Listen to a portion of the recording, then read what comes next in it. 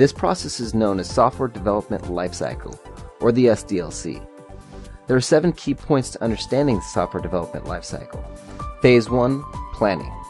Phase 2, requirement analysis. Phase 3, design. Phase 4, implementation and coding. Phase 5, testing. Phase 6, deployment.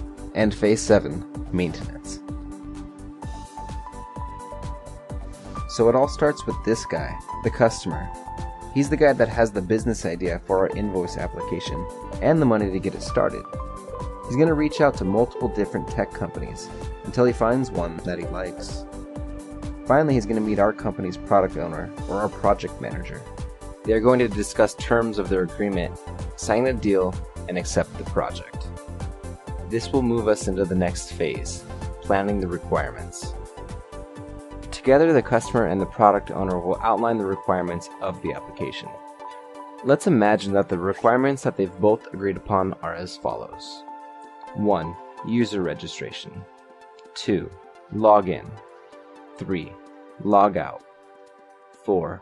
The dashboard landing page. And so on and so forth. Throughout this course, we'll be running multiple iterations of the SDLC, to which new requirements and new features will be added. Now that we have the outlined requirements, let's take them and move on to the requirement analysis phase. Here's our team: operations, developers, product owners, and testers. We'll all meet up in an office for a few hours and define each outlined requirement and give more planning details. Let's start with requirement number 1, user registration. We'll need a username input field, a password field, a checkbox to accept the terms and conditions, a submit button, and the ability to save the user into our database. Then we'll move to requirement number 2, the login. We'll need a login page to allow returning users to log back into our system. For this, we need another username input field, a password field, along with another submit button. From this, we'll need to read the user's information out of the database and log them into our system. Requirement number 3 will require a logout button, usually located around the same area where the user was logging in from. When they press the logout button, it should clear their session out of the browser to prevent other people from returning and logging back into their account. Finally, requirement number 4, the dashboard. This will essentially be the home page of our application. After a new user is registered, they should be redirected to the dashboard. Also, when the user logs in with the returning account, they should be redirected to the dashboard. For our first SDLC, I will keep the requirements easy. In upcoming videos, we'll dive further in with much harder customer requirements. Once all of the requirements have been analyzed by the team and defined, the product owner will take all the defined requirements and create tickets in a project management system. From here, we'll move into the design phase of the SDLC. The design phase takes all the requirements and starts to plan the product.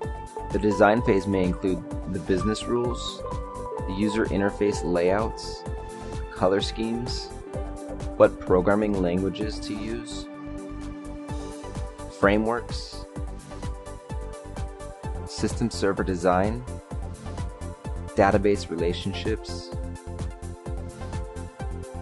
architect of the application, mobile aspects, supported browsers, and much more. Next, we'll discuss the implementation and the coding of the application. The implementation and coding phase is where everything starts to become fun. The operations team will set up the physical hardware for the servers, the developers will start writing the code, the designers will continue planning the user interface, and the testers will analyze the requirements and start building test cases for their test plans. Even in this stage, testers are incredibly valuable. They start to imagine the usability of the application and see how everything flows together. Sometimes while writing test cases, they can discover things don't make sense and help redesign fundamental flaws in the early stages of the application. Next up, we'll be discussing one of the most important phases, which is the testing phase. So why is the testing phase so important? Well, imagine that the developer has finished coding some of our new features and our requirements. We found that when the user logs out, that it's not actually clearing the session in the browser, and that another person can walk up to their computer, click the login button or click the refresh on the page, and they gain access to their account, get access to all of their money, and start making payments on various things. It would be a huge and expensive, terrible bug that would get released if we didn't have testers to test these types of things beforehand. So what does a tester actually do during the testing phase? Now that we have the servers all set up and the database is set up, developers have finished coding. They've given us an application, an actual website that we can log into now. Now we can start testing and executing our test cases from the test plans that we've created, validate that all of the requirements have been met, make sure all the functionality is working as expected, find as many bugs as we possibly can, which could be color scheme is incorrect, or there's a user interface bug somewhere, a critical issue, people not being able to log out, maybe the users can't even register. There's so many mistakes that a developer can make and do make frequently. So as we're testing, we start to find bugs, and what we'll do is we'll report them into a bug tracking system, which is then assigned to a developer. They'll go in and they'll fix the bug, fix the issue, and assign it back to us. This is called a bug lifecycle. You may have noticed that I've mentioned test cases, test plans, and bugs. In the upcoming videos, we'll go into the bug lifecycle, iterating with developers, and how to write test plans and test cases. Up next, we'll talk about the deployment phase. In the deployment phase, the operations team will end up mirroring the staging or development environment systems that we've been testing in and get them ready for production, meaning that they'll install new hardware, brand new servers, have everything scalable for production. This includes setting up the links, setting up the databases for real users, syncing up with the development teams and release managers. Once they've completed all of these tasks, our application will go live to real users. This brings us to the final phase of the SDLC, maintenance.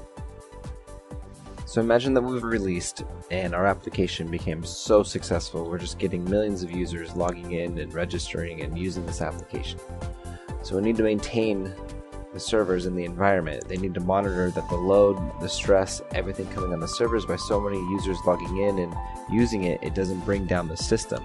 Maybe we need to make larger servers, larger databases, maybe we need to get faster computers. There's a lot of stuff that goes on during the maintenance phase. There will be bugs found in production. It's called production support. Frequently, users will email with their issues, and you can stop and investigate what they're complaining about or what their issue is, figure it out, write up a bug, get it resolved, and do another deployment to production with the issues fixed. So to summarize, we've discussed planning, requirement analysis, design, implementation and coding, testing, deployment, and maintenance.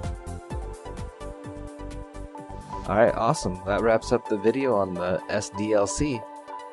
One last thing to say is once we're in the maintenance phase, new features will come through, new requirements will come through, and we'll restart